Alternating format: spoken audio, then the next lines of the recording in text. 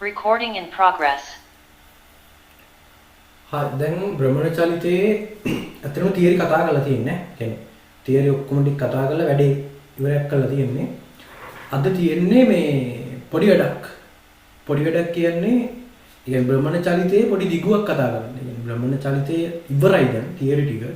හැබැයි ඒකෙන් අපිට එන්න පුළුවන් අවස්ථාවක් විශේෂිත අවස්ථාවක් ගැන ටිකක් වැඩිපුර කතා කරන්න තමයි අද මුලින්ම කරන්නේ. ඊට පස්සේ ඊළඟ ටියුට් එකේ අපේ අන්තිම ටියුට් එකේ ආර්ය විද්‍යාව ඒකේ ද්‍රවස්ථිතියේ මුල් ටික කරනවා. හරි. එතකොට බලන්න භ්‍රමණ චලිතය අපි කතා කරන කෑල්ල තමයි පෙරළුණු චලිතය කියන එක. ඒ කියන්නේ හිතන්න දැන් ප්‍රායෝගිකව ලෝකේ රෝදයක් කැරකිලා කාර්යයක් ඉස්සරහට යනවා කියලා හිතන්න. එතකොට රෝදේ පෙරලෙනවනේ. රෝදේ ලිස්සලා යන්නේ නැහැ. තේරෙනවද? රෝදේ කැරකි තමයි ඉස්සරහට යන්නේ. එහෙම වෙන්නේ රෝදේ සහ ඒ අදාළ පෘෂ්ඨයේ තියෙන ඝර්ෂණය මත. එතකොට ඝර්ෂණය රහිත පෘෂ්ඨ වල ලිස්සලා තමයි රෝදේ යන්නේ. රෝදේ කැරකෙන්නේ නැහැ. හරි? ඒ ඝර්ෂණය සහිත පෘෂ්ඨයක රෝදයක් කරන් ගියොත් ඒ රෝදේ කැරකි තමයි ඉස්සරහට යන්න ඕන. හරි? ඕගොල්ලෝ තියාගන්න. ඉතින් ඒක common sense. එතකොට බලන්නේ එහෙම කැරකි ඉස්සරහට යද්දි මේකේ තියෙන භෞතික රාශිය මොනවද? එතකොට මේක එක ලක්ෂ්‍ය වල ප්‍රවේග කොහොමද? එතකොට මොකක් හරි පෙරලිලා පල්ලෙහාට ඇද්දි ඒක ගණනය කිරීම කරන්නේ කොහොමද? අන්න ඕක තමයි ඉතින් පෙරළුම් චලිතය කියලා කියන්නේ ආයේ. එහෙම 아무තු දෙයක් නෙවෙයි. හරි? ඔක තමයි පෙරළුම් චලිතය කියලා කියන්නේ. හරි. එතකොට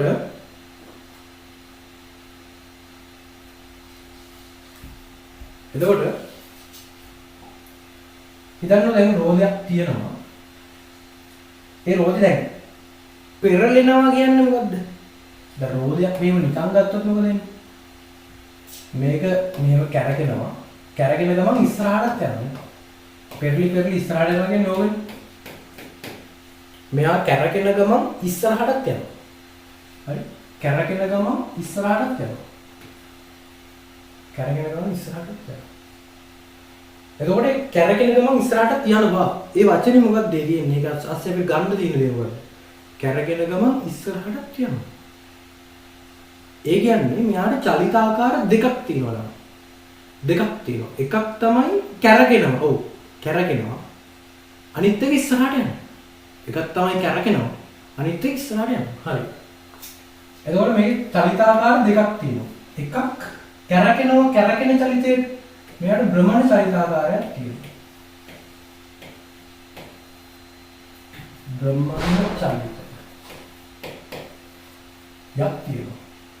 හරි. ඒක තමයි මේ රෝදේ කැරකෙන්නේ. just කැරකෙන්නේ. හරි. තවමත් තියෙන්නේ රේඛීය චලිතයක් තියෙනවා. ඒ මොකද්ද? නිකන් ඉස්සරහට යන එක.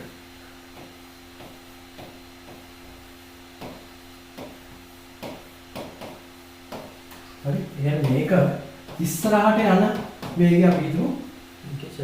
තේරුණා නේද? මේකට පෙරලෙමින් යන එකට චලිතාකාර දෙකක් තියෙනවා. එකක් භ්‍රමණ චලිතය අනිත් එක රේඛීය චලිතය. ඕක හොඳට ඔලුවට දාගන්න. හරි ඔය චලිතාකාර දෙක දන්නවනම් ආයතනින් යහට නැහැ. ඔය දෙකෙන් තමයි වැඩේ තියෙන්නේ. අපි ඕක දෙකකට බෙදාගෙන තමයි හිතන්නේ. හරි? පෙරලෙමින් ඉස්සරහට යනවා. රෝදයක් ඉස්සරහට යන්නේ කැරකෙනවා විතරයි නේද? ඒක භ්‍රමණ චලිතයක් විතරයි තියෙන්නේ. එයා කැරකෙන්නේ නැහැ නිකන් ඉස්සරහටම විතරයි නම් ස්කන්ධයක් වගේ. ඒක රේඛීය චලිතයක් විතරයි. කැරකි ඉස්සරහට යනවා නම් ඔන්න ඉතින් භ්‍රමණ මේ පෙරළුම් චලිතයක් තියෙනවා.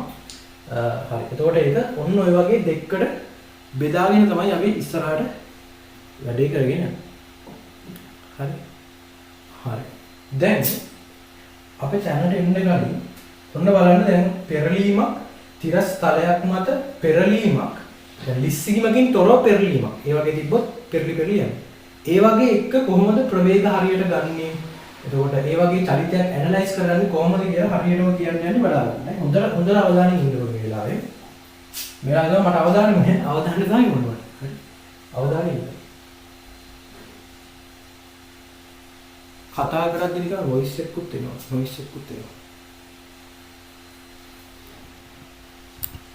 දැන් හරියද?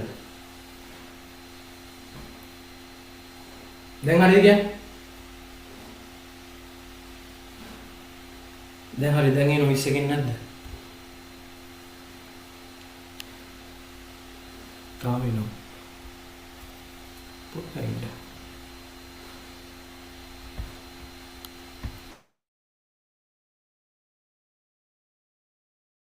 Recording in progress. හරි. එතකොට මෙහෙම ගන්නකො. අපි මෙහෙම යන්නවා. අපි ගමු මුලින්ම ගමු පාක්. අපාරක් නේ රෝදයක් රෝදේ. රෝදයක්. ඔන්න රෝදේ. හරි. දැන් මම මෙන්න මේ රෝදේ ගත්තේ මේක කැරකෙන එක. හරි. නිකන් කැරකි තියෙන්නේ. හොඳට තේරුම් ගන්න. මේ රෝදේ ළමයි නිකන් කැරකි තියෙන්නේ.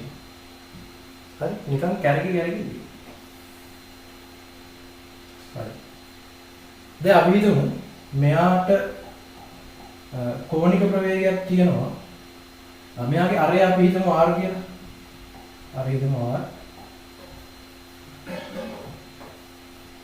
අරය r. මෙයාට angular velocity එක නැත්නම් කෝණික ප්‍රවේගයක් තියෙනවා ඔමේගා කියලා. හරි. ඔබ තාප්පරයට ගෙලින්නලි මේ. දැන් මෙයා නිකන් මේ ඕ ලක්ෂය වටා නිකන් කැරකි ඉන්නේ. ඉස්සරහට යන්නේ නැහැ. ඉස්සරහට යන එකක් ගැන නෙවෙයි කතා කරන්නේ. හරි. එතකොට මෙයා මෙහෙම angular velocity එකක් තියෙනවා නම් මම මෙන්න මෙහෙම ලක්ෂ ගන්නවා හතරක් විතර. 1යි 2යි දැන් දන්නවා වාගේ වාහනේ එළියට දාපුවම ගෙදර ඊයේ බල්ලා පොඩි කතාවක් කරලා ඔය වගේ හතරක් මෙයා වුණා රෝදේ. හරිද? ඊට පස්සේ රෝදේ එක තැන කැරගෙනවා දැන්. ඒ වගේ දින්න. ඉස්සරහට යන්නේ. එතකොට දැන් මෙහෙම හිතන්න දැන් මේක මෙහෙම කැරගෙනවා නම් ඉස්සරහට යන්නේ නැහැ. එක තැන කැරගෙන්නේ. මෙහෙම කැරගෙනවා නම් මෙන්න මේ ලක්ෂයට මේ පැත්තට ප්‍රවේගයක් තියෙනවා. ඒක ස්පර්ශීය ප්‍රවේගය. මේ ලක්ෂයට මේ පැත්තට ප්‍රවේගයක් තියෙනවා. ඒක ස්පර්ශීය ප්‍රවේගය. මෙහෙම තියෙනවා මෙහෙම තියෙනවා. ඒක රේඛීය ප්‍රවේගයක්. ස්පර්ශීය ප්‍රවේග තියෙනවා. හරි? ඒ පැත්තට ස්පර්ශීය ප්‍රවේග තියෙනවා. මෙහෙම.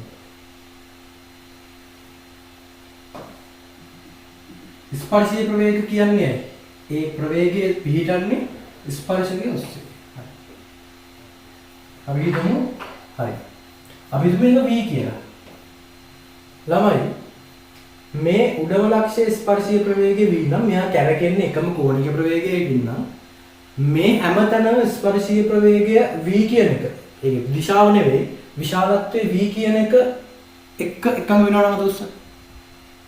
මේ හැමතැනම ස්පර්ශීය වේගයේ විශාලත්වයේ v කියන එකත් එක්ක. මේක ඉස්සරහට යන්නේ නිකන් කැරකි තියෙන්නේ. මම එහෙම කිව්වත් එකම වෙනවා. එකම වෙන්න ඕන. මෙතන v. මේ ස්පර්ශීය ප්‍රවේගය ආවේ කොහොමද? v කියන එක. v සමානයි r ඔමේගා. පැහැදිලි වුණාද දුස්සන්? ඔන්න නිකන් කැරකි තියෙන රෝදයක සටහන ඕන. හරි. දැන් බලමු මොකද වෙන්නේ කියලා. දැන් ඊළඟට අපි යන්නේ මෙන්න මේ වගේ සීන් එකක් කරලා බලන්න. ඊළඟ ළමයි අපි යන්නේ දැන් කැරගෙන ගමන් ඉස්සරහට යනවා. හරි. දැන් තමයි සීන් එකට එන්නේ. හොඳට අහගන්න.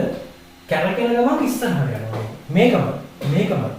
කැරගෙන ගමන් ඉස්සරහට යනවා. හරි. ඒ සයිස් එකට මේ ඉඳන් කියලා මම දන්නේ නැහැ. හරි. කොහොමද? කැරගෙන ගමන් ඉස්සරහට යනවා.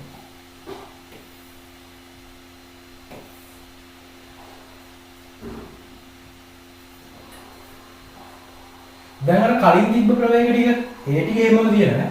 කලින් තිබ්බ v ප්‍රවේග ටික එහෙමම තියෙනවා. ඇයි ඒ v ප්‍රවේගය තියෙන්නේ? ඒ v ප්‍රවේගය තියෙන්නේ භ්‍රමණ චලිතයේ හේතුවෙන් නැති වෙන ප්‍රවේගය තමයි මම ඔය කොළ පාටින් යන්නේ. හරි? මේ v ප්‍රවේගය තියෙන්නේ භ්‍රමණ චලිතයේ හේතුවෙන් මෙන්න මේ අදාළ ලක්ෂවල ඇති වෙන ස්පර්ශීය ප්‍රවේගය. ඔය භ්‍රමණ චලිතයේ හේතුවෙන් අදාළ ලක්ෂවල ඇති වෙන ස්පර්ශීය ප්‍රවේගය. හරි. එතකොට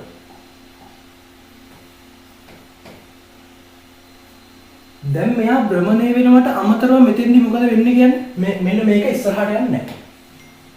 මේක ඉස්සරහට යන්නේ නැති එක.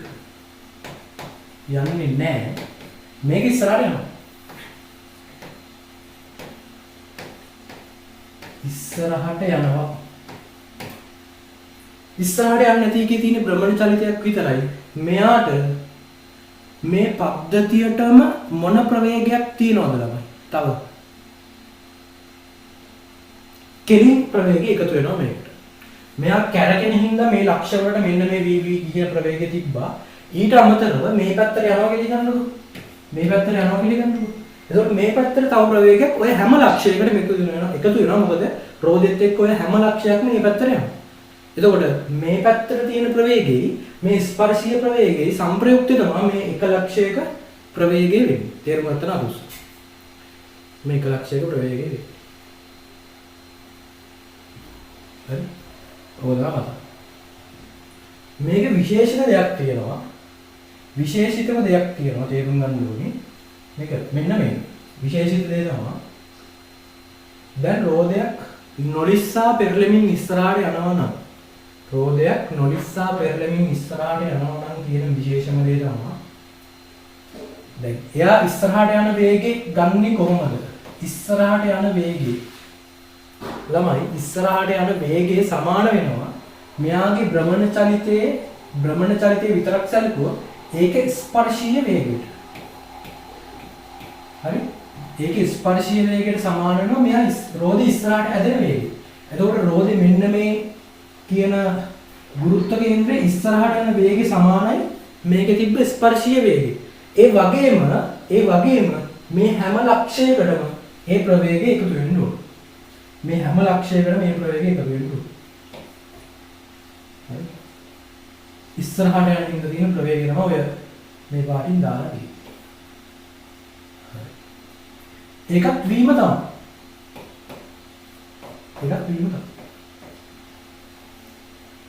හරි. දැන් මොකද්ද කතාව? දැන් ඔයාගේ මෙන්න මේ ඔන්න පෙරළමින් ඉස්සරහට යන එක ප්‍රවේගලික මාක් කරගත්තා. දැන් මේ ප්‍රවේග දෙකම බලපාන්නේ මේ ලක්ෂයේදී නම් මේ ලක්ෂයේ මෙන්න මෙතන තියෙන මේ පොඩි අංශුවේ ප්‍රවේගය සංප්‍රයුක්ත ප්‍රවේගය වෙන්නේ මේ දෙකේ සංප්‍රයුක්තය. හරි? ඒක අපිට ගන්න පුළුවන් මෙන්න මේ. ඒක දැනගන්න ඕනේ සමාන දෙකක් ලම්බව තියෙනවනම් මූල දෙකයි. එහෙනම් මෙතන මොකද්ද? මූල දෙකයි. මෙතන කැන්සල් වෙනවනේ. v සමානයි බිඳුව. සංප්‍රයුක්ත ප්‍රවේගය v සමානයි බිඳුව යටම ලක්ෂය. එතකොට ඒ මොහොතේදී නිශ්චලයි. හරිනේ? රෝදයක් කැරකෙද්දි නිකන් බලන්න මෙහෙමනේ රෝදේ කැරකෙන්නේ. එතකොට යටම ලක්ෂය ඒ මොහොතේදී නිශ්චලයි නේ. යටම ලක්ෂය ඒ මොහොතේදී නිශ්චලයි. හරි. උඩ ලක්ෂය දෙපැත්තම දෙකම එකතු වෙනවා. එතකොට 2යි v තියෙනවා මේ පැත්තට. උඩ ලක්ෂයට. කතාව තේරුණා නේද උස්ස? කොහොමද ඒ වගේ ප්‍රවේග ආවේ කියන එක යටම ලක්ෂය මේ දෙක කැපිලා ගිහිල්ලා බිඳුවයි වේගය සාපේක්ෂව අපි එළින් නම් බලද්දි පේන වේග මේ. එතකොට උඩම ලක්ෂය තමයි වැඩිපුරම වේගයෙන් යන්නේ 2යි v ගුරුත්ව කේන්ද්‍රය යනවා v වේගෙන්. ඒ v වේගය ගත්තේ කොහොමද අපි? මෙන්න මේ භ්‍රමණ චලිතයේ ස්පර්ශීය වේගයම තමයි මෙයා ඉස්සරහට ඩ්‍රයිව් වෙන වේගෙ වෙන්නේ. රේඛීය වේගෙ වෙන්නේ. හරි. ඒකේ විශාලත්වය වෙන්නේ. එතකොට මෙතන මූල 2යි මෙතන මූල 2යි. හරි. ඔන්න ඕක තමයි පෙරළුම් චලිතයක තියෙන විශේෂිත වූ අවස්ථා ටික. හරි. අපි මෙහෙම ගත්තොත් මම තව ලක්ෂයක් ගන්නවා මෙන්න මේ විදිහට. මම වෙනම එකක් ගන්නම් පොඩ්ඩක් ඔයාලට වෙනස පෙන්නන්න. අපිට ඕන තැනක් තර්ක කරන්න පුළුවන් කියන එක පෙන්නන්න. මම මෙන්න මේ වගේ තැනක් ගන්නවා. ඔය වගේ තැනකදී ස්පර්ශී ප්‍රවේගය තියෙන මිනිට. හරි. v. ඒ තැන මම මෙතන ගන්නවා. ස්පර්ශී ප්‍රවේගය තියෙන මිනිට. ඊට අමතරව ඔබට තිරස් එකතු වෙනවා රේඛීය ප්‍රවේගය. දැන් ওই දෙකේ සංප්‍රයුක්ත වෙන්නේ මොකද්ද? අපි සමාන්තර රාශියක් ඇඳලා ගත්තොත් මෙන්න මේ v නෝට් කියන එක තමයි මොන ඔය ලක්ෂ්‍ය සංප්‍රයුක්ත වෙන්නේ. අපිට ඒක හරියටම කියන්න බෑ කොහොමද දන්නේ නැති හින්දා. ඒතකොට හැම ලක්ෂයකම ඒ මොහොතේ ප්‍රවේගය ගන්නෙ එවෙලේ තියෙන භ්‍රමණ චලිතයෙන් එන ස්පර්ශීය ප්‍රවේගයේ රේඛීය චලිතයේ ලෝහෙත් මේ පැත්තට තියෙන ප්‍රවේගය දෙකේම සංප්‍රයුක්තය විදියට. හරි. මේ දෙක ලම්බකයි එතකොට මූල දෙක වුණා. මේ දෙක සෙන්සර් වුණා. මේ දෙක එකතු වුණා. මේ වගේ තැනක අපිට හරියටම කියන්න බෑ කොහොම එහෙම තියෙනවා නම් කියන්න පුළුවන්. හරි. කතාව හොඳටම තේරුම් ගත්තා නම් අතුස්සන.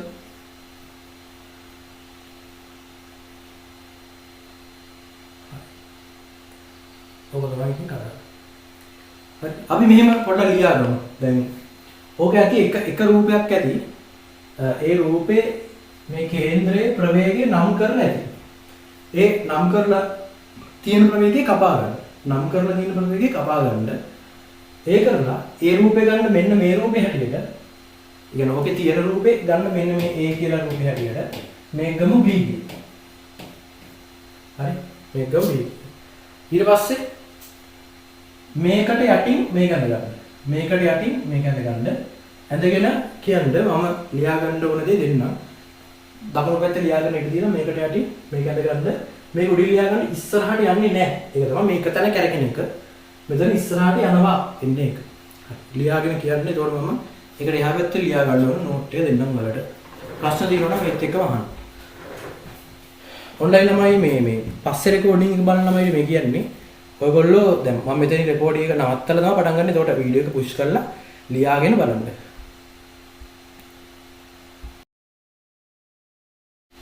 හරි මෙහෙම ලියමු. මෙහෙම ලියන්න. පෙරළෙමින් ඉදිරියට ගමන් කරන රෝදයකට පෙරළෙමින් නොලිස්සා පෙරළෙමින් ඉදිරියට ගමන් කරන රෝදයකට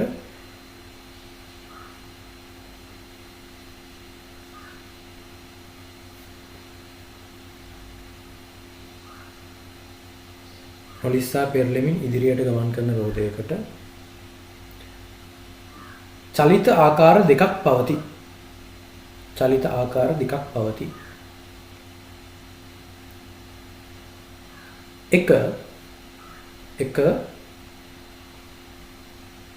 භ්‍රමණ චලිතය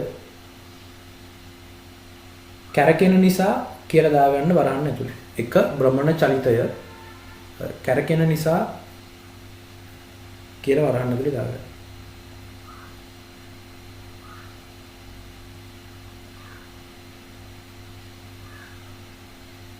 එක භ්‍රමණ චලිතය කැරකෙන නිසා කියලා මෙතන දාගන්න.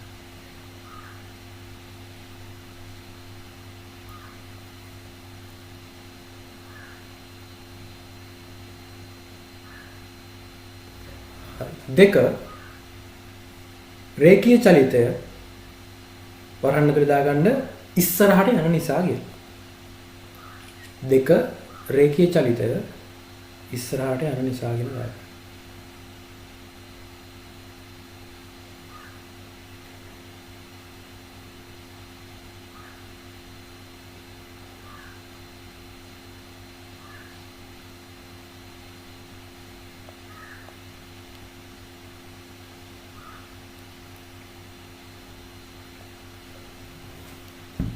හරිද? ඊට පස්සේ ලියන්න මෙහෙම.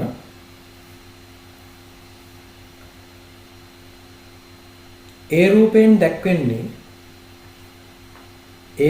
දැක්වෙන්නේ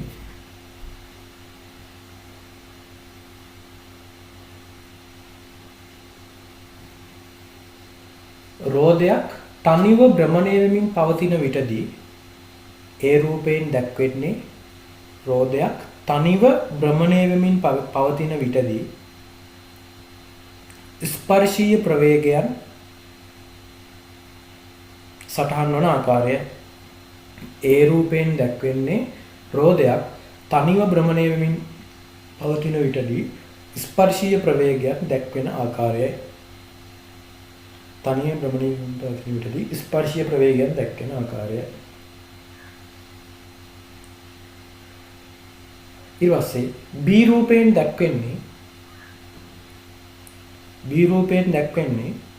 භ්‍රමණය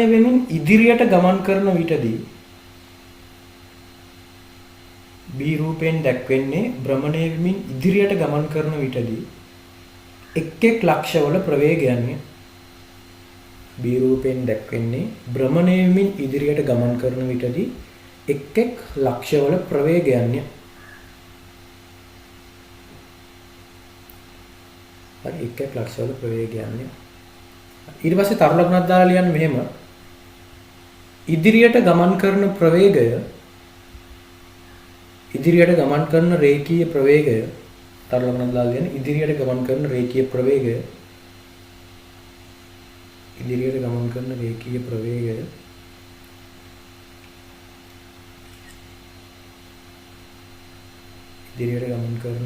රේඛීය ප්‍රවේගය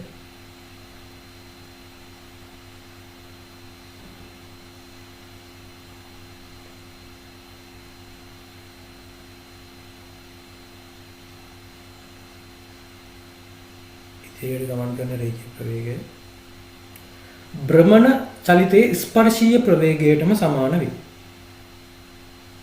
භ්‍රමණ චලිතයේ ස්පර්ශීය ප්‍රවේගයටම සමාන වේ. ඉදිරියට ගමන් කරන රේඛීය ප්‍රවේගය භ්‍රමණ චලිතයේ ස්පර්ශීය ප්‍රවේගයටම සමාන වේ.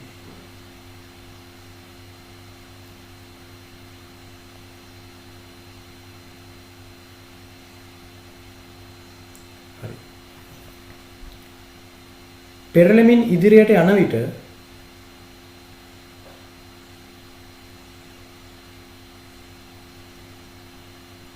එම ප්‍රවේගයන්හි සම්ප්‍රයුක්තයන් ඒ ලක්ෂවල ප්‍රවේගයන් වේ. පෙරළෙමින් ඉදිරියට යන විට එම ප්‍රවේගයන්හි සම්ප්‍රයුක්තයන් ඒ ලක්ෂවල ප්‍රවේගයන් වේ.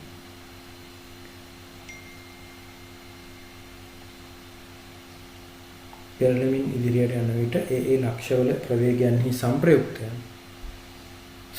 ප්‍රවේගයන්හි සම්ප්‍රයුක්තයන් ඒ ලක්ෂවල ප්‍රවේගය. හරි ඒක තමයි ඔතන කියලා තියෙන්නේ. එතකොට නිකන් ඔළුවේ තියාගන්න මේක. අපි ඇනලයිස් කරන්නේ මේක නිකන් කරකි තියෙද්දි ඒකට ඉස්සරහට යද්දි. මේ තැඹිලි පාටින් දාලා තියෙන්නේ ඉස්සරහට යද්දි ඒකට හම්බෙන ප්‍රවේග. එතකොට නිකන් කරකි තියෙද්දි හම්බෙන ප්‍රවේගයට අරක එකතු වෙන එක වෙන්නේ. එතකොට සම්ප්‍රයුක්ත නෙන්නේ. එතකොට පහළ ප්‍රවේගයේ බිඳුවයි ගුරුත්ව කේන්ද්‍රයේ v වේගෙන් යනවා උඩම ලක්ෂ්‍ය 2v වේගෙන් යනවා. මෙන්න මේ වගේ ලක්ෂ්‍ය මූල 2v වේගෙන් යනවා. ඔයාට නියුට්‍රල් කොහෙද? රැන්ඩම් තැනක් ඕන මේ වගේ ඒ තැන ප්‍රවේග හරියට මාර්ක් කරලා අර විදිහට සම්ප්‍රයුක්තය ගත්තාම වැඩේ ගොඩ දාගන්න පුළුවන්. හරි? ඔක තමයි කතාව. හරි. මේ පෙරළුම් චලිතයේ වැඩේ හරියටම ඔලුවට දාගත්තා නේද උස්සන්න? මේ දැනට කියව ටික ප්‍රවේගයන් වලට අදාළ ටික.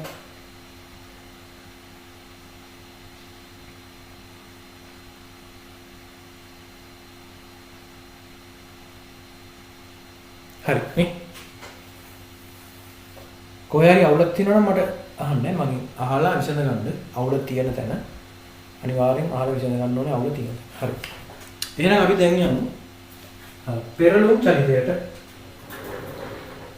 පෙරළුම් චලිතය තමයි ඉන්නේ මම කියන්නේ ආනත තලයක් දිගේ. දැන් මේක ෆ්ලැට් වෙන පෙරලි ගියේ. තිරස් තලයේ පෙරලි ගිය එකක් ගැන මේ කතා කරේ ප්‍රවේගයන් ගැන.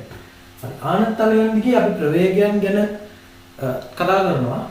මේ වගේ කතා කරනවට වඩා ඒතන කතා කරන්න දෙයක් තියෙනවා. හරි අපි බලමු මොනවද අපි විශේෂයෙන් ආනත තලයක් දිගේ චලිතයකදී කතා කරන්නේ කියන එක. අපි ගමු ආනත තලය.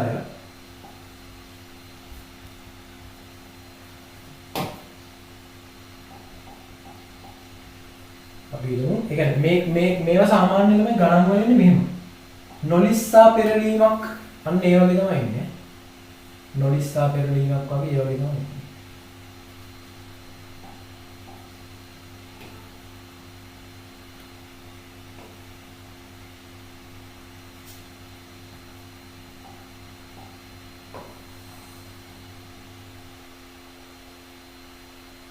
එතකොට මේක ලිස්සන්නේ නැහැ කැරකි තමයි පල්ලෙහාට නිකන් අපි රෝදයක් නිකන් රෝල් කරලා ඇරියා වගේ. නොලිස්සා පෙරලීමක් කියන්නේ ඒක. හරි.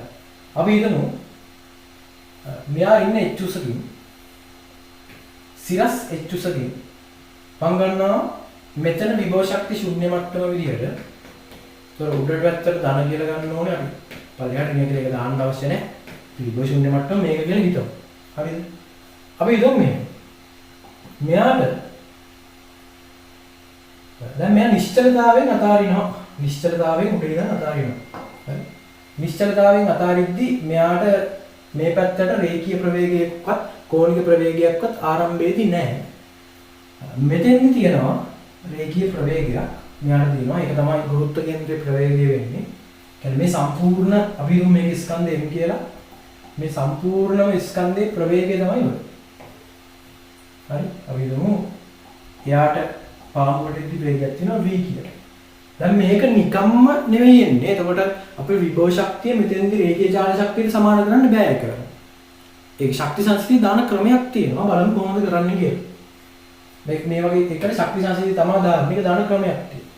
මෙතෙන්දී අපි හිතමු ඔමෙගා කියන කෝණික ප්‍රවේගයක් තියෙනවා.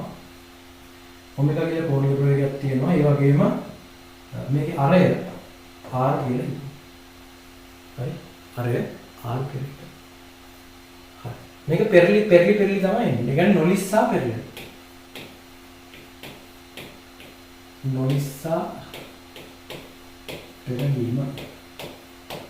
එතකොට මේකේ ආරම්භක වේගය බිඳුවයි ආරම්භක කෝණික ප්‍රවේගය බිඳුවයි. එතකොට මෙයා කැරකීමක්වත් දැනගන්න තියලා අතාරිනවා. එතකොට මෙතෙන් දෙද්දි කැරකෙන සීන් එකකුත් තියෙනවා. ඒ කියන්නේ කෝණික ප්‍රවේගයකුත් තියෙනවා. මෙයාට v කියලා මොකක්ද තියෙන්නේ? v කියලා ස්පර්ශීය ප්‍රවේගයකුත් තියෙනවා. අපි හිතමු මේක තැටියක් කියලා. මේක මම කියනවා තැටියක්.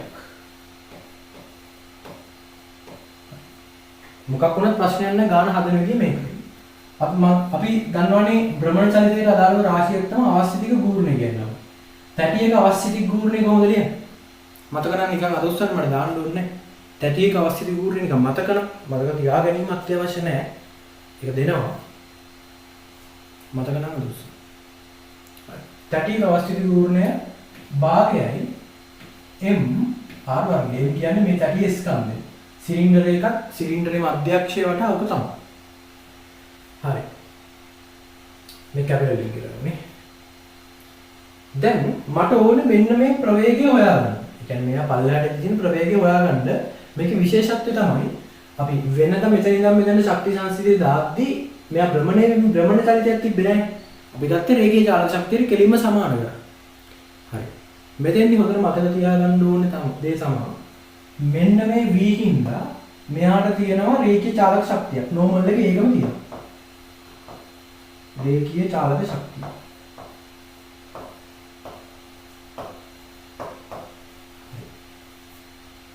මෙන්න මේ ඔමෙගා හින්දා මෙයාට මොකද තියෙන්නේ? භ්‍රමණ චාලක ශක්තියක් තියෙනවා. මතකද රේඛීය චාලක ශක්තියේ භාගයයි mv වර්ගය වගේ භ්‍රමණය වෙන හින්දා මෙයාට තියෙන චාලක ශක්තිය භාගයයි i ඔමෙගා වර්ගය. භ්‍රමණ චාලක ශක්තිය.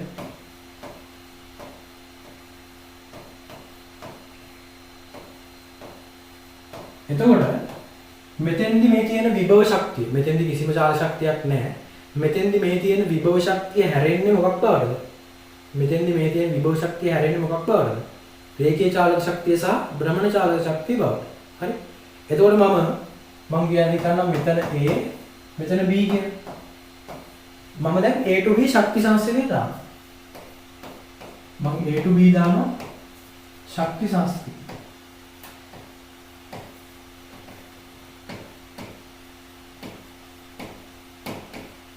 හරි. එතකොට දැන් ඔයාලා දාලා මට කියන්න ඕනේ. ඔයාලා දාන්න එකපාරට try එකක් දෙන්න ඕනේ. දැන් ඔයගොල්ලෝ කරන්න ඕනේ මට ශක්ති සංසිතිය දාලා දෙන්න A to B. A to B දාන්න ඕනේ. මෙතන විභව ශුන්‍ය මට්ටම ගන්න. මේ උස h මේකේ ස්කන්ධයේ කැපිටල් m මේකේ අවස්ථිති ගූර්ණය i. හරි. එතකොට ශක්ති සංසිතිය දාලා එක ශක්ති සංසිතිය දාලා මේ රූපේ මේ සූත්‍රය විතරක් ලියන්න. ඒකල මට කියන්න අපි ඊට පස්සේ බලා ගන්න ඊට පස්සේ ඔයා හදපු එක හරිද කියලා.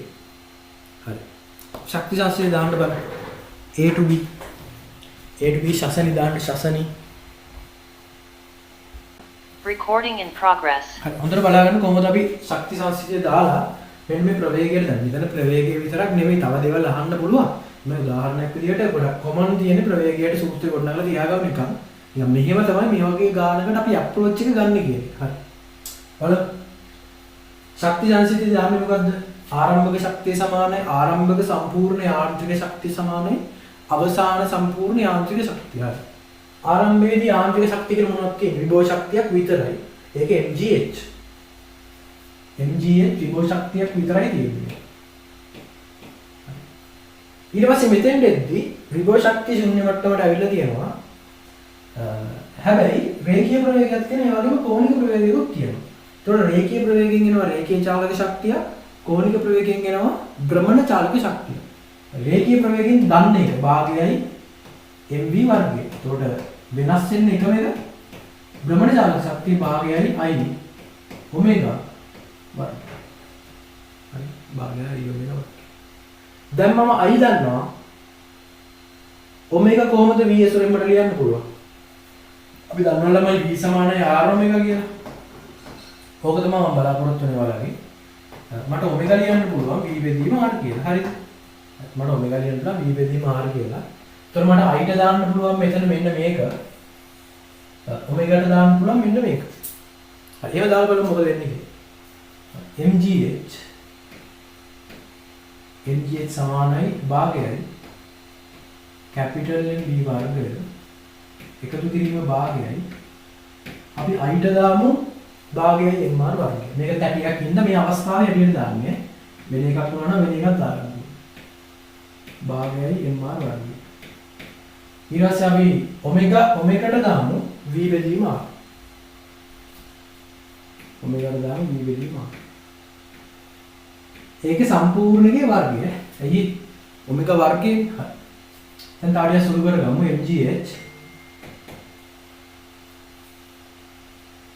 MGH සමානයි භාගයයි MV වර්ගය එකතු කිරීම. ඔයාලට පේනවා මේ යට R වර්ග වෙලා මේ R වර්ගයට කැපිලා යනවා කිය. මේ යට තියෙන R වර්ග වෙලා ඉවර වෙලා මෙන්න මෙතන R වර්ගයට කැපිලා යනවා. හරි.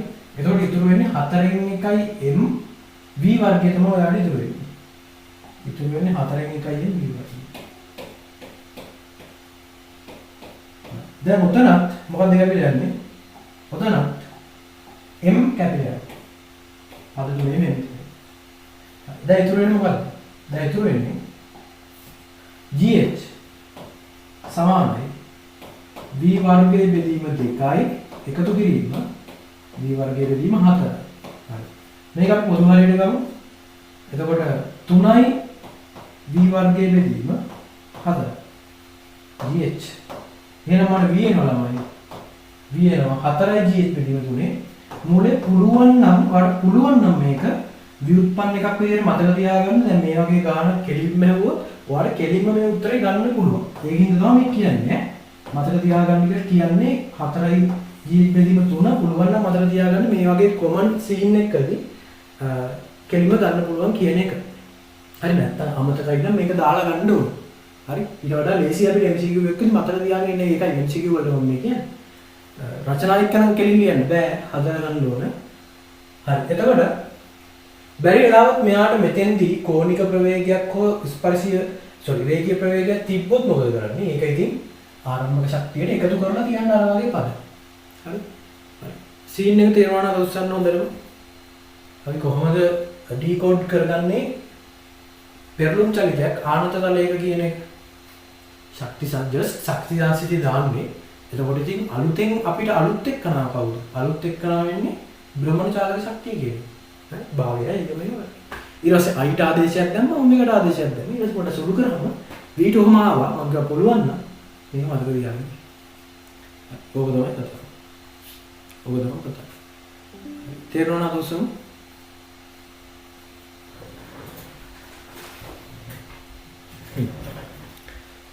හරි. ඕක දාගත්තේ නැත්නම් කවුරු හරි දැම්ම දාගන්න.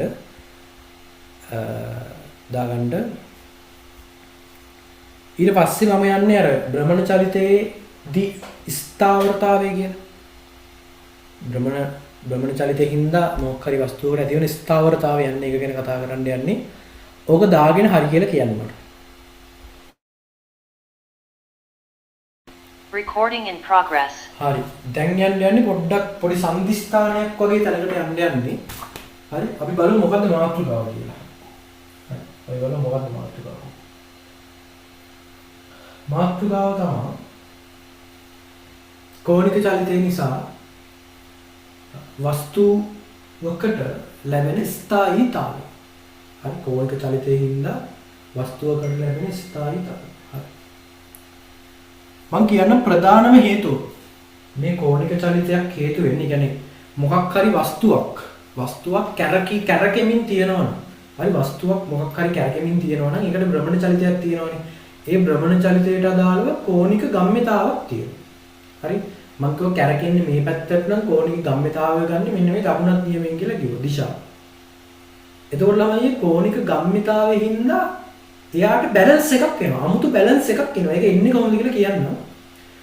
ඔයගොල්ලෝ දන්නවනේ දැන් බයිසිකලයක් ගත්තොත් දැන් බයිසිකලයක් පදින්න නිකන් බයිසිකලේ යන ගමන් තියනවට වඩා දැන් අපි එක තැන ඉඳන් බයිසිකලේ බැලන්ස් කරන්න බැලුවොත් මොකද වෙන්නේ? කොච්චර කලබුරුදු මිනිහෙක් වුණත් ටිකක් වෙලා ගියාම වැටෙනවා. අමාරුයි බැලන්ස් කරන්න බයිසිකලේ. එක තැන ඉඳන් බැලන්ස් කරන් ඉන්න අමාරුයි. තේරුණාද? හැබැයි බයිසිකලේ යනවනම් සාමාන්‍ය වේගයකින් යනවනම් නමන්නත් පුළුවන්. වැටෙන්නේ නැහැ. බැලන්ස් කරන්න ලේසි. මං කියන්නේ තේරෙනවද උස්සන්? බැලන්ස් කරන්න ලේසි. හරි? ඒ ලේසි දැන් ඉන්න එකේ යන එකේ වෙනස මොකද්ද? රෝද කැරකෙනවා. අන්න ඒක තමයි හේතුව. රෝදේ කැරගෙන හින්දා ඒ රෝද දෙකෙන්ම එක පැත්තකට තියෙනවා තමයි කෝණික ගම්මිතාවක් කියලා එක. එතකොට මේ කෝණික ගම්මිතාවය කියන එක තියෙද්දී ඒ බයිසිකලේ ස්ථාවරතාවය වැඩි. ඒ කියන්නේ බයිසිකලේ බැලන්ස් කරන්න ලේසි. තේරුණාද? තේරුණාද? මොකක් හරි පද්ධතියකට සංප්‍රයුක්ත කෝණික ගම්මිතාවක් තියෙනවා නම් කැරකෙන හින්දා තියෙන ගම්මිතාව මම කියන්නේ ඒක බැලන්ස් කරන්න ලේසි. හරි ඔබ තමයි ওই කෝණික ගම්මිතාවේ ස්ථායීතාවය කියලා කියන්නේ. ඒක පැහැදිලි කරන්න පුළුවන් ක්‍රම කීපයක් තියෙනවා. හරි. දැන් අපිට ඒක හිතන්න පුළුවන් ක්‍රමයක්. يعني ගණන් හදන්න නෙමෙයි මෙන්න මෙහෙම වෙන්නේ කියලා ඉමේජින් කරන්න පුළුවන් ක්‍රමයක් තමයි කෝණික ගම්මිතා සංස්ථිතිය. මම දැන් කියනවා කොහොමද හිතන්නේ කියන එක. කෝණික ගම්මිතා සංස්ථිතිය. එකම එක යන්නේ තව අපිට ව්‍යාවර්තය ඇසුරෙමුත් යම්කිසි පැහැදිලි කිරීමක් කරන්න පුළුවන්. අපි බලමු කොහොමද වෙන්නේ කියන එක. මේ ටික පොඩ්ඩක් ටෆ්. ඔයගොල්ලොන්ට මතක තියෙන්න ඕනේ විශේෂයෙන් මේ කොටසේ මතක තියෙන්න ඕනේ මොකක් හරි වස්තුවක් වේගෙන්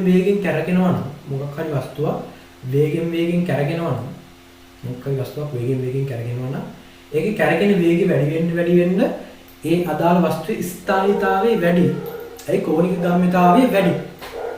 යම්කිසි පද්ධතියකට කෝණික ගම්මිතාවක් තියෙනවා නම් ඒක ස්ථායී අනිත් පැත්තට ගියොත්. හරි. දැනට ඔය කියපු වචන ටික නිකන් ඔළුවට ෆැමිලියර් වුණා නේද?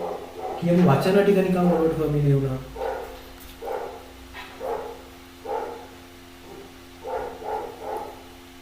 අදොස්ස. කියපු වචන ටික නිකන් ඔළුවට වාට ෆැමිලියර් වුණා. හරි. දැන් ඔයගොල්ලෝ දැකලා ඇති අර ගයිරොස්කෝප් එක කියලා තියෙනවා. දැන් හිතන්න අර ඉස්සර ගෙවල් වල තියෙනවනේ පොඩි අර සෙල්ලම් බඩු තියෙන්නේ. අර මෙහෙම එකක් තියෙන්නේ. මෙහෙම අල්ලලා මෙහෙම තියනවා. ඕක අපිට දැන් මෙතනින් අල්ලලා මෙහෙම කරගන්න පුළුවන් නේ. මෙහෙම කරගන්න පුළුවන්. එතකොට ඕක වැල්ලේ කැරගෙනවා. වැල්ලේ හරි මොකේ හරි කැරගෙනවා. ඒක කැරගුණාට ඒක කැරකෙන එක නවතිනකම් ගොඩක් වෙලාවට ඒක වැටෙන්නේ නැහැ නේද? ඇයි? වැටෙන්නේ නැත්තේ. වැටෙන්නේ නැති වෙන්නේ හේතුව මේකයි. just නිකන් ඔළුවට දාගන්න ලේසි ක්‍රමයක් මම මේ කියන්නේ. දැන් හිතන්න මෙහෙම කැරකි දෙනවා කියලා මේක මෙහෙම හොඳට අහගන්න.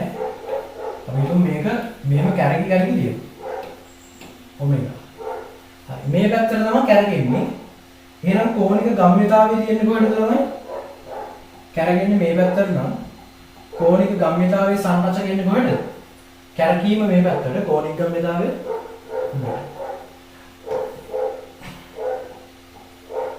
කෝණික ගම්මිතාවය හරි. ඒක අපිට ගන්න පුළුවන් I ඔමෙගා වල. තේරුණාද? හරි. කෝණික ගම්මිතාවය උඩට.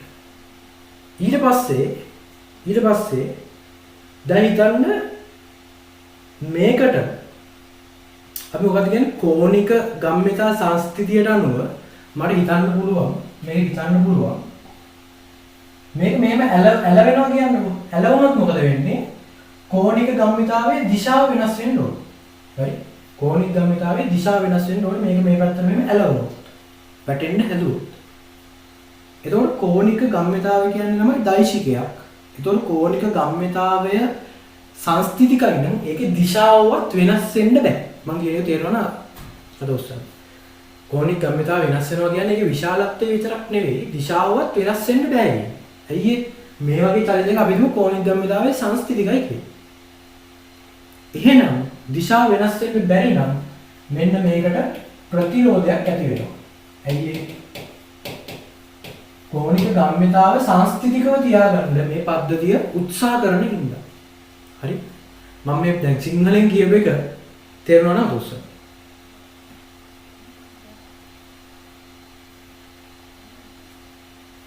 ඔබ තමයි සරලම පැහැදිලි කිරීම මට දෙන්න පුළුවන් ඕකට. හරිද? හරි. ඔයා දැකලාද ගොඩක් වෙලාවට ජිම්නාස්ටික් කරන කට්ටියම ජිම්නාස්ටික් කරන ළමයි ඉන්නේ පොඩි කෙට්ටු උන් අර කැරකෙන පට්ට වේගෙන් කැරගෙනව නේද?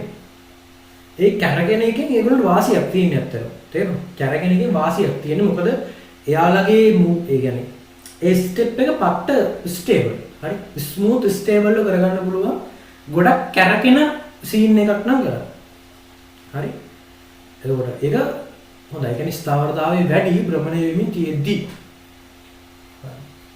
දැන් ඕකත් එක්කම මම පොඩි දෙයක් පැහැදිලි කරන්න යන්නේ. තව එකක් තමයි දැන් හිතන්න මේම බයිසිකලයක් අරන් යනවා නම් බයිසිකලයක් හිතන්න. බයිසිකලයක් තියෙනවා. බයිසිකලේ උඩින් බලපුවම මොකද වෙන්නේ?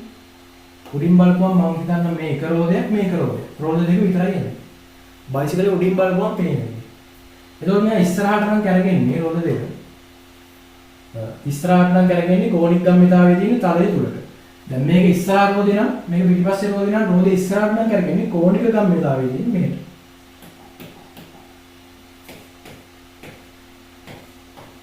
එතකොට දෙකටම සඵල කෝණික ගම්මිතාවයක් තියෙනවා 2l කියලා මෙහෙම. එතකොට මෙන්න මේ කෝණික ගම්මිතාවක් පද්ධතියකට තියනවා නම් ඒක ස්ථායීතාවය වැඩි. තේරුණා නම් අත උස්සන්න ඇයි? බයිසිකලයක් පැදගෙන යද්දී අපිට බැලන්ස් කරන්න ලේසි කියන එක. බයිසිකලයක් පැදගෙන යද්දී බැලන්ස් කරන්න ලේසියි. අපි කියනවා කෝණික ගම්මිතාවක් තියනවා නම් පද්ධතියට සඵලව ඒකේ ස්ථායීතාවය වැඩි. එතකොට මේකේ බයිසිකල් රෝද දෙක කැරගෙන ඉඳලා එකම පැත්තට කෝණික ගම්මිතාවක් තියෙනවා. එහෙනම් දෙකේ සම්ප්‍රයුක්තය තමයි සම්පූර්ණ බයිසිකලේ කෝණික ගම්මිතාවය වෙන්නේ. එතකොට ඒ කෝණික ගම්මිතාවයෙන් ඉඳලා ස්ටේබල් ගතිය වැඩි. ඒ හින්දා තමයි අපිට නිකම් බයිසිකලේ උඩ ඉඳගෙන ඉද්දී යන ගමමුයි බැලන්ස් කරන්න නිකන් ඉද්දී අමාරු වෙන්නයි යන ගමන් බැලන්ස් කරන්න ලේසි වෙන්නයි හේතුව. හරි? ඒතකොට බයිසිකලයක් බැලන්ස් කරන එකේ හේතුව ඕක. ඔන්න ඔක තමයි හේතුව. හරිද? හරි. මෙහෙම අපි ලියමු. මෙහෙම ලියමු. මෙහෙම ලියන්න.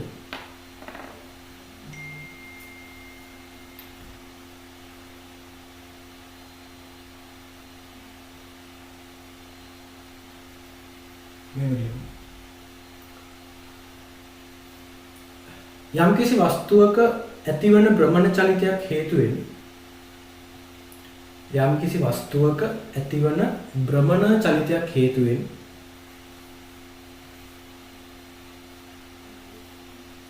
යම්කිසි වස්තුවක ඇතිවන භ්‍රමණ චලිතයක් හේතුවෙන්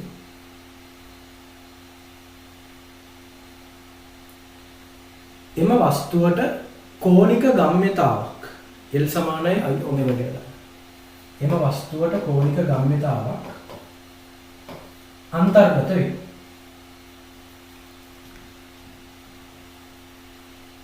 එම වස්තුවට කෝණික ගම්‍යතාවක් අන්තර්ගත වේ. හරි. එම කෝණික ගම්‍යතාවයේ දිශාව දකුණත් කස්කුරුප්පු නීතියෙන් ලැබේ. එම කෝණික ගම්‍යතාවයේ දිශාව දකුණත් කස්කුරුප්පු නීතියෙන් ලැබේ.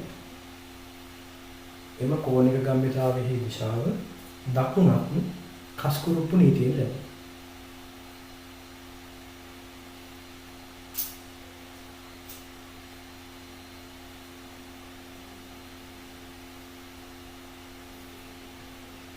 හරි.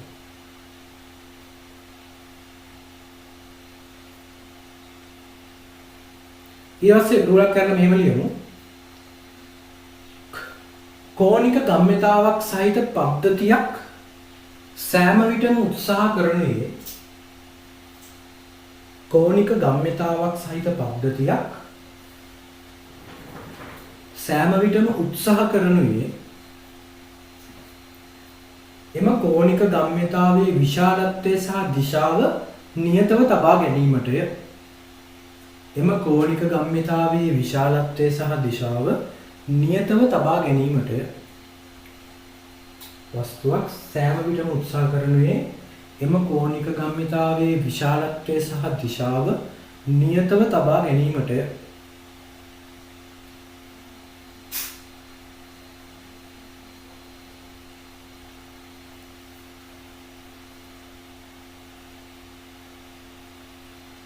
එම කෝණික ගම්මිතාවයේ විශාලත්වය සහ දිශාව නියතව තබා ගැනීමටය. එම නිසා එහි භ්‍රමණ අක්ෂය වෙනස් වීමට ඉඩ නොදී ස්ථාවරතාවය රැක ගැනීමට උත්සාහ කරයි. එම නිසා එහි භ්‍රමණ අක්ෂය වෙනස් වීමට ඉඩ නොදී ස්ථාවරතාවය රැක ගැනීමට උත්සාහ කරයි. ස්ථාවරතාවය රැක ගැනීමට උත්සාහ කරයි.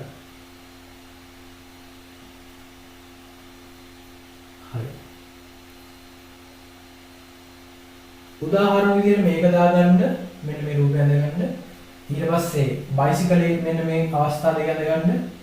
හරි. බයිසිකලේ මෙන්න මේ අවස්ථාව දෙක අඳගන්න. බයිසිකලයේ ස්ථායීතාවය මේකට කියන නම අමතරයි මට මොකක්ද කියලා. හරි. දෙක කියන නම දෙකයි මොකක් සෙල්ලම් බඩුව. මම හරියට මම දෙනවා මේ ඉඳම කියන්නේ. මෙන්න මේකක ස්ථායීතාවය. මේ දෙක අඳගන්න. තව විශේෂ එකක් අපි කතා කරන්න තියෙනවා. ওই දෙක ඇඳගෙන මට කියන්න මම කතා කරන එක ඊපස්සේ කතා කරන්න විශේෂම එකක්. Recording in progress. So if I have a cart moving along here, it has some momentum in that direction, and if I apply a force to it, I can change its momentum. So for example, if I push it to the right, then its momentum will increase to the right. It all makes a lot of sense. Well, there's a similar statement we could make about rotating bodies, which is that a torque increases the angular momentum of an object in the direction of that torque. So let's try to figure out those terms. If I apply a force down on this side of the wheel, I create a torque. Now torque is force times the distance from the rotating axis. You could call it R. So torque is the force applied times the radius away from the turning axis. Now what's the direction of that torque? Well, we actually use a right-hand rule to define this. And so what you do is you put your fingers in the direction of the radius from the turning axis and curl them in the direction of the force, and your thumb points in the direction of the torque. So the torque is actually out this way at 90 degrees to the force. The force is down that way, but the torque vector is actually pointing out this way. So the angular momentum of this wheel is being increased in that direction. So the more I apply this torque, the more I increase the angular momentum of the wheel in the direction of the torque. So I'm making this wheel have a very large angular momentum out towards the camera, out towards you. Now before I go any further, let's have a look at this setup that I've got. I have a wheel here hanging from only one side by this rope. And so right now there's actually a torque on the whole system if I let go, because the weight of this wheel is pulling down, and that force is applied at this distance away from its pivoting point there. So if I let go, well, it does exactly what you'd expect. The wheel swings down this way. But I want to see that as an example of rotational motion. There's a torque which is pointing out this way, which is trying to increase the angular momentum of the system in that direction. Now, angular momentum in that direction requires that the whole system starts swinging anti-clockwise. And so that is what happens. But what happens if I only let go after I've already spun up the bicycle wheel? Well, in that case, the bicycle wheel would already have angular momentum this way, and so a torque pushing that way actually swings this angular momentum around that way. Okay, so let me try to get the wheel spinning and make it work. Come on. Oh, look at that. It's rotating as we predicted. See, the angular momentum vector is pointing out this way, but torque is pushing it this way. So angular momentum, torque, and torque is pushing that angular momentum vector around. Except not for long, because this appears to be quite frictionful wheel. So check out Destin's other videos about helicopter physics, and then come check out my channel. හරි. මොකද උනේ එතන? මොකද උනේ? හරි හොඳ දෙයක් ඉගෙන ගන්න. අපි බලමු මේ වගේ එක මොකද වෙන්නේ කියන එක. හරි. ඒ වගේ එක මොකද වෙන්නේ කියන එක බලමු. ඕක අපිට මේ අපිට දැන් ඒක පැහැදිලි කරපේ වාට තේරුම් ගන්නට කමක් නැහැ. දැන් මම පැහැදිලි කරනවා. ඔයගොල්ලෝමයි අපිට මෙහෙම. එක්ක අපිට ඊටාම සරලව නිකන් අදහසක් ගන්න පුළුවන් දැන් මේකේ. හරි. දැන් හිතන්න මේක මෙහෙම එල්ලලා තියෙනවා. දැන් උනේ වැටෙන්නේ නැති එකනේ කැරක්ටර් එකේ තියෙද්දි වැටෙන්නේ නැති එක උනේ. වෙනස උන්න සිද්ධිය දන්නවා දැන්. මෙහෙම අපි හිතමු මෙහෙම බාල්කේක මේ විදිහට එල්ලලා මේ විදිහට එල්ලලා දෙනවා රෝගය.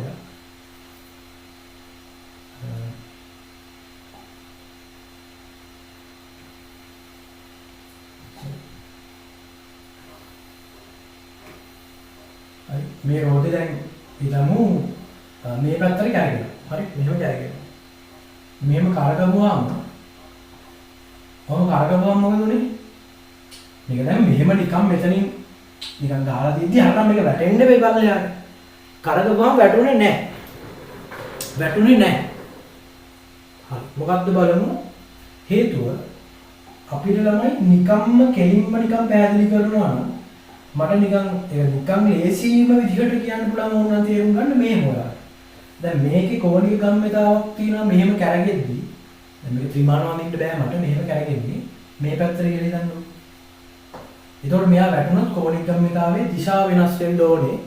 හැම වෙලේම බලන්නේ පද්ධතියක් ගම්මිතාවේ සංස්ථිතිකව තියාගන්න කෝණික ගම්මිතාවේ සංස්ථිතිකව තියාගන්න. ඒතකොට දිශාව වෙනස් වෙන්නේ නැතුව තියාගන්න. එහෙනම් මෙයා උත්සාහ කරනවා හැම වෙලේම මේක මෙහෙම තියාගන්න. හරි. ඒක තමයි බේසික්ම නිකම්ම අපි තේරුම් ගන්න ඕන මේක මොකක්ද කියන එක. හරි. බලමු දැන් ෆන්ඩමෙන්ටලි ඇතුලේ මොකක්ද වෙන්නේ කියලා. දැන් අපිට පැහැදිලි. මෙයා මෙහෙම කෝණික ගම්මිතාවක් තියෙනවා. ඊට අමතරව මොනවද තියෙන බල? මුළු බර දිනවා බලය. හරි. අපි හිතමු මේ තන්ත්‍රයේ ආතතිය T කියලා. තන්ත්‍රයේ ආතතිය තියෙන උඩට. බර දිනවා පල්ලෙහාට තන්ත්‍රයේ ආතතිය තියෙන උඩට.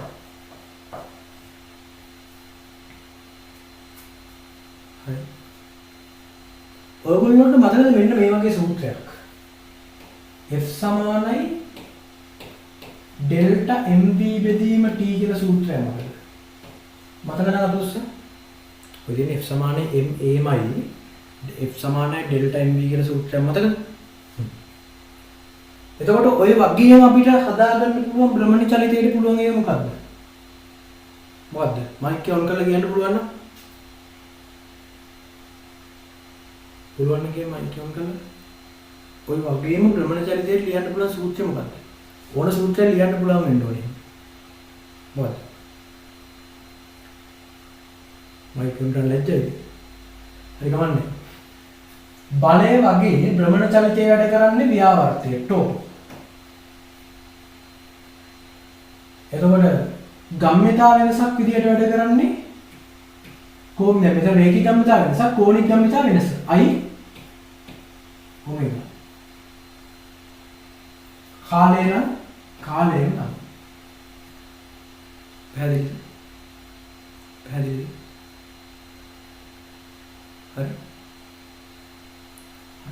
දැන් මම මේකේ කාලය පොඩ්ඩක් උක්ත කරලා තියාගන්නවා. මොකද්ද වෙන්නේ බලන්න. දැන් මේ I ඔමෙගා කියන්නේ කෝණික ගම්මිතාවක් ළමයි. මම ගන්නවා ඩෙල්ටා L කියලා. කෝණික ගම්මිතාවක් තමයි I ඔමෙගා කියන්නේ. ගම්මිතා වෙනසක්. කෝණික ගම්මිතා වෙනසක්. බෙදීම ටෝ. ටෝ කියන්නේ බල ගූර්ණය නැත්තම් ව්‍යාවර්තය. හරි. ටෝ කියන්නේ බල ගූර්ණය නැත්තම් ව්‍යාවර්තය. හරි.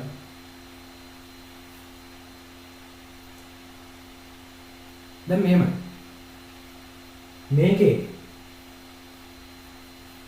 දැන් මෙයා වැටෙන්නේ මොකක් හින්දාද? වැටෙන්නේ මෙහෙමනේ වැටුනොත් වැටෙන්නේ. මෙහෙම තමයි වැටුනොත් වැටෙන්නේ. එතකොට මෙයාගේ කෝණික ගම්මිතාවේ මෙන්න මේ දිශාවේ සිට මෙන්න මේ දිශාව දක්වා කෝණික ගම්මිතාවේ දිශාව වෙනස් වෙන්න ඕනේ මෙයා වැටෙනවා නම්. හරි වැටෙනවා නම් ඔන්න ඔය විදිහට කෝණික ගම්මිතාව වෙනස් වෙන්න ඕනේ. එතකොට සිද්ධ වෙච්ච සඵල කෝණික ගම්මිතාව වෙනස වෙන්නේ මේක. මොකද්ද? මූල දෙකයි. තේරෙනවද අතොස්සන්න? ඒ කියන්නේ.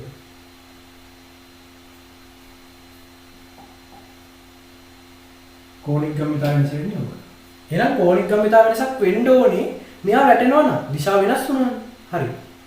එහෙනම් බලන්න මට ආවේ t සමානයි delta l divided by tau.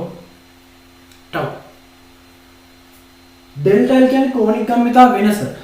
ඒක තමයි මේ වැටෙන එක. කෝණික ගම්මිතා වෙනසක් සිද්ධ වෙනවා.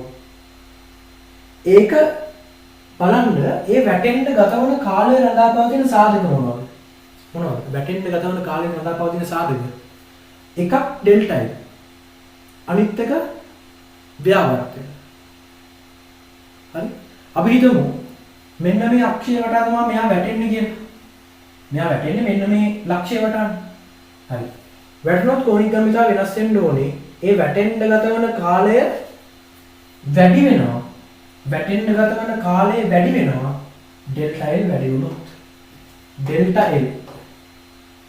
කියන්නේ කෝණික ගම්මිතාවය කියන එක වැඩි වුණොත් කෝණික වෙන්න ඕනේ කෝණික ගම්මිතා වෙනස වැඩි. එහෙනම් වැටෙන්න ගතවන කාලය වැඩි. tau වැඩි වුණත් වැටෙන්න ගතවන කාලය වැඩි. ගහන්න ඉතින් මෙතන බර වැඩි වුණොත් මේ පැත්තට තියෙන ගූර්ණය වැඩි වෙනවා. මෙන්න මේ අක්ෂය වල. එතකොට වැටෙන්න ගතවන කාලය අඩු. tau වැඩි වුණොත් වැටෙන්න ගතවන කාලය අඩු. හරි. mg වැඩි වුණොත් මේක ටක් ගාලා වැඩිනවා. එතකොට ඔය දේවල් සාධක දෙක. දැන් මෙයාගේ කෝණික ප්‍රවේගය ගොඩක් වැඩි කරොත් මොකද වෙන්නේ? කෝණික ප්‍රවේගය ගොඩක් වෙනකොට L අම්මට සිහි වෙන්න බැහැ. delta L වෙන්න ඕනේ කෝණික ගම්මිතා වෙනස අම්මට සිහි වෙන්න වැඩි. ඇයි ඒ? L කියන එක වැඩි. හරි L කියන එක වැඩි. වෙන්න ඕනේ කෝණික ගම්මිතා වෙනස ගොඩක් වැඩි. ඇයි ඒ? L කියන එක වැඩි. එහෙනම් ගතවන කාලයක් ගොඩක් වැඩි. ගතවන කාලය ගොඩක් වැඩි වුණොත් වෙන්න ඕනේ delta L ගොඩක් වැඩි වෙලා ගතවන කාලය මෙයා වැටෙන්න ගතවන කාලය ගොඩක් වැඩි වුණොත් ඒකේ තේරුම මොකද්ද? ඒකේ තේරුම මෙයා හිමීට තමයි වැඩෙන්නේ අපිට නිකන් පේන්නේ මෙයා නිකන් මෙන්න මේකෙම චලිතය වෙනවා වගේ. තේරුණා නේද ඔස්ස? නිකන් අදහැරියොත් මේක බිඳුවයි ටක් ගන්න. ඔන්න ඔක තමයි අත. ඔන්න ඔක එක විදිහක් තව පැහැදිලි කරන්න පුළුවන්. ඔයගොල්ලෝ දකින්න ඇති ළමයි දැන් මේක කරගෙන ගමන් මෙන්න මේ අක්ෂය වටත් දැන් හිතන්නකෝ මෙහෙම කරගෙනවා කියලා මේ අක්ෂය වටත් කරගෙනවා. يعني රෝදේ කරගෙන ගමන් මේ රෝදෙත් කරගෙනවා මේ වටේ. රෝදෙත් කරගෙනවා ඊට අමතරව රෝදේ තියෙන අක්ෂෙත් කරගෙනවා. ඒකේ වෙන්නේ මෙහෙමයි. දැන් කෝණික ගම්මිතාවයේ තියෙන්නේ මෙහෙම. එතකොට මේ අක්ෂය වටා බල ගූර්ණය ඇති වෙන්නේ කාගෙන්ද mg. එතකොට ඔයගොල්ලෝ දන්නා ගූර්ණය මේ පැත්තට නම් දකුණස් කස්කුරුප්පු නීතියෙන් බල ගූර්ණයේ දිශාව නැත්තම් ව්‍යාවර්තයේ දිශාව තියෙන්නේ කොහෙද? තලය තුලට. ව්‍යාවර්තයේ දිශාව තියෙන්නේ කොහෙද? තලය තුලට. මේවා ටෝගේ දිශාව. තේරුණා නේද? බල ගූර්ණයේ මෙහෙට නම් ව්‍යාවර්තයේ දිශාව තියෙන්නේ තලය තුලට. තේරුණා නේද? එහෙනම් ව්‍යාවර්තයක් කියන්නේ මොකද්ද? කෝණික ගම්මිතා වෙනසක් සිදු කරන එකක්. එහෙනම් මෙන්න මේ අක්ෂය වටා බල ගූර්ණයක් තියෙනවා නම් මෙන්න මේ කෝණික ගම්මිතාවය බල ගූර්ණයේ නැත්තම් ව්‍යාවර්තයේ දිශාවට වෙනස් වෙන්න ඕන. බලයක් යොදනවා නම් ස්කන්ධයක් ත්වරණයට ලක් කරනවා වගේ කෝණික ගම්මිතාව කියන්නේ ව්‍යාවර්තයක් තියෙනවා නම් ඒකේ කෝණික ප්‍රවේගය නැත්තම් කෝණික ගම්මිතාවය වෙනස් වෙන්න ඕන. එතකොට මෙන්න මේ ගූර්ණය ෆලෝ කරන මේ කෝණික ගම්මිතාවය. ඇයි ගූර්ණය ඒ පැත්තට නම් කෝණික ගම්මිතාවය ඒ පැත්තට වෙනස් වෙන්න ඕන. නිකන් බලයක් දුන්නොත් රේඛීය ගම්මිතාව වෙනස් වෙනවා වගේ ගූර්ණයක් දුන්නොත් කෝණික ගම්මිතාව වෙනස් වෙනවා. එතකොට මේක මෙහෙම කරගෙන. මේක ෆලෝ කරනවා මේක. එතකොට මෙහෙම කරගෙන එකේ මේ පැත්තට තියෙන කෝණික ගම්මිතාවය මෙහෙම ෆලෝ කරනවා මේක. එතකොට මොනවා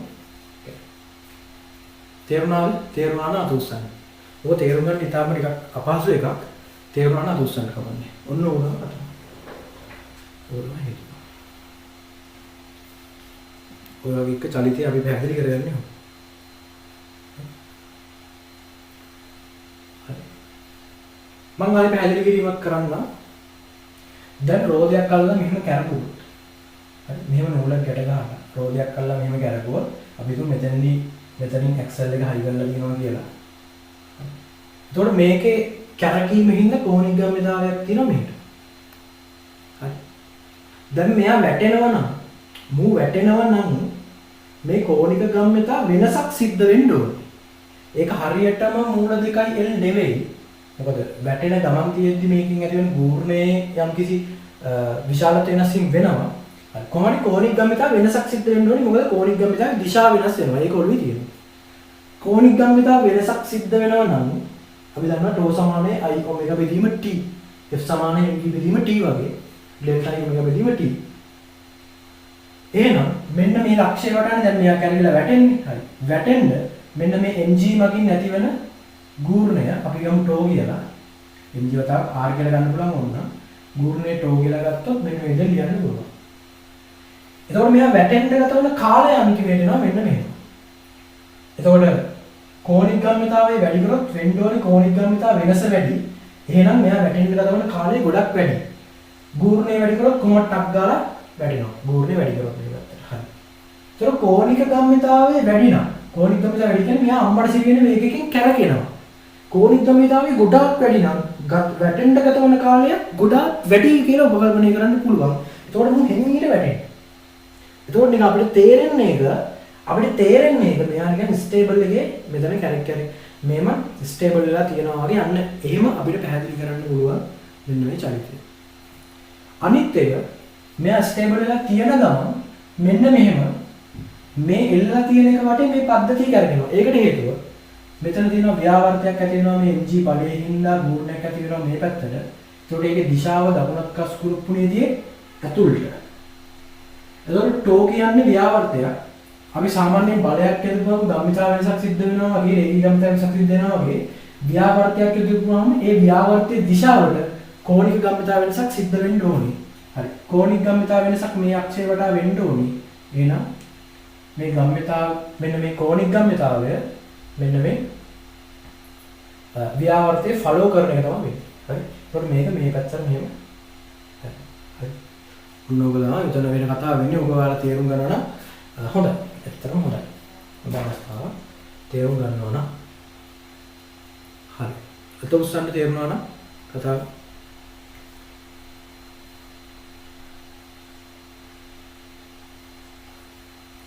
ඊට පස්සේ මෙහෙම නෝට් එක අපි දාගමු. මෙහෙම නෝට් එක දාගමු. නෝට් එක මෙහෙම දාගන්න.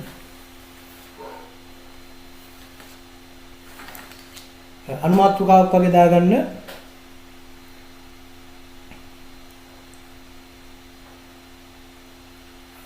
තන්තුවකින් එක් පසකින් එල්ලා ඇති රෝදයක් තන්තුවකින් එක් පසකින් එල්ලා ඇති රෝදයක්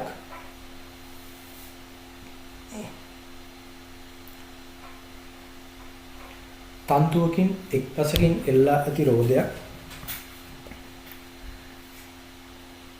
භ්‍රමණය කරවීමේදී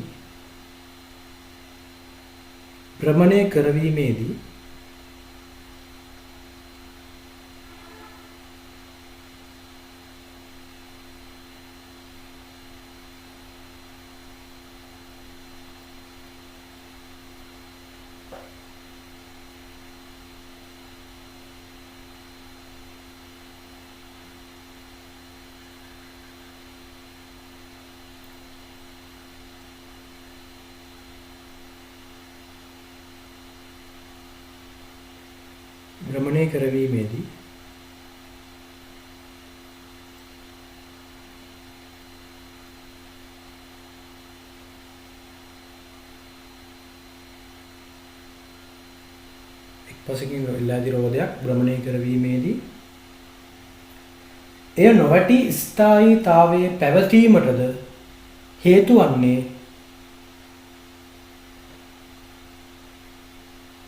මෙම කෝණික ගම්මිතාවයි. ඒ ස්ථායීතාවයේ පැවතීමටද හේතු වන්නේ මෙම කෝණික ගම්මිතාවයි. හරි. මේ ගණනය කිරීම දාගන්න.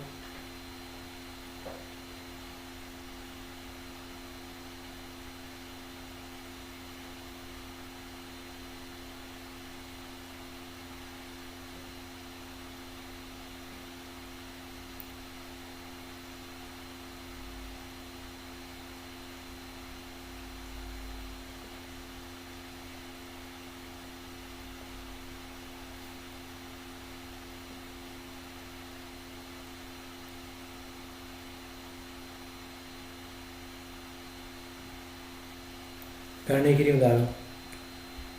දාගෙන ලියන්න දෙයක් තියෙනවා ගණනය කරලා කියන්න. Recording in progress.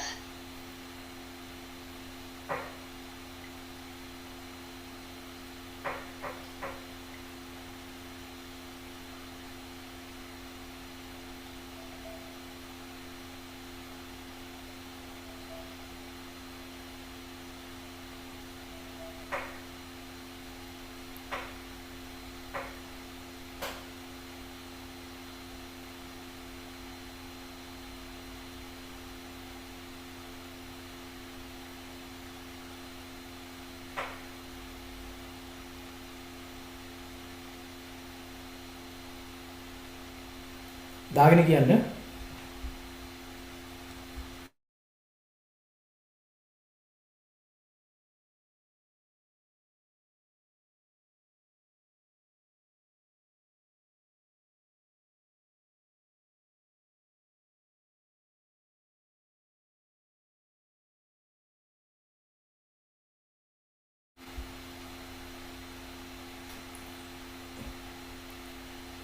හරි.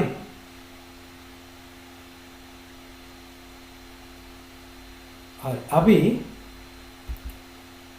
දැන් මෙහෙම කරමු. දැන් අපි පොඩි ඉන්ටර්වල් එකක් ගමු. Recording in progress. දැන් මේක දැන් මම කියලා දුන්න එක නිකන් පිළිගන්න එපා. මං කිව්වට මේක පිළිගන්න එපා. තේරුණාද? ඒකේ තේරුම මම බොරු කියනවා කියන එක නෙවෙයි. කිව්වට පිළිගන්න එපා ඕනම දෙයක් ඕනම කෙනෙක්. ඔයා තර්ක කරන්න. ඇයි මේක උනේ? ඇයි ඔබ මේක මෙහෙම කිව්වේ? යා කියන්න මට දැන්. ඇයි ඔයා ඉස්සෙල්ලාම ඒ වගේ.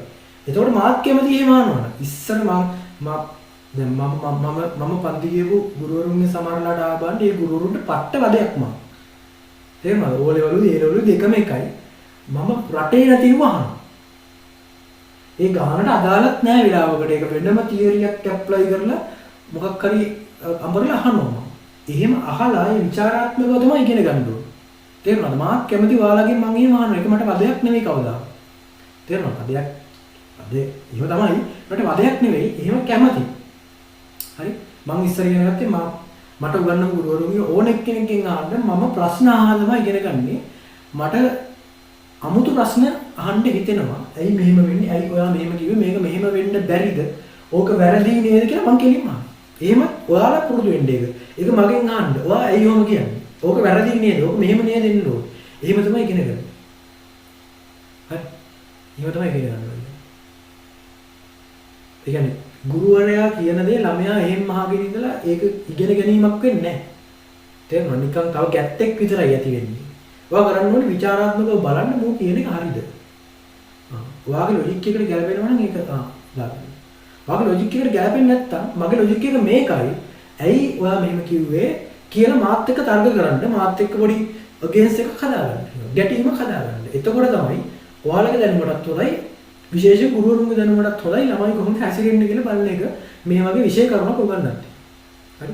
අන්න එහෙම තමයි ගුරුවරයා ළමයා අතර සම්බන්ධතාවය තියෙන්න ඕනේ නැතුව ගුරුවරයා කියන හැම මගුලම ළමයා තේරුම් ගන්න ළමයා එසේම ඇබ්සෝබ් කරගන්න ඕනේ කියන එක නෙමෙයි.